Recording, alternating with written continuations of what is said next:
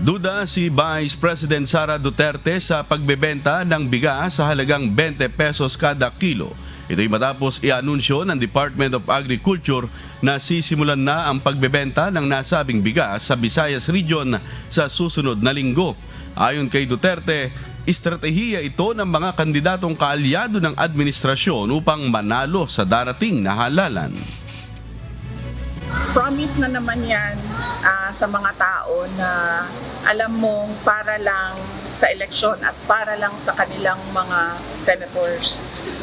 Para manalo yung kanilang alyansa kuno na iniwanan naman din sila nung dalawa nilang kandidato dahil kakaalam ko walang direksyon yung kanilang alyansa.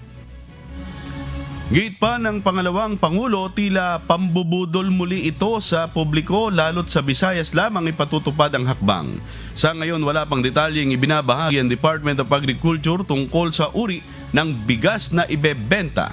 Nakatakdang simula ng pilot run sa susunod na linggo.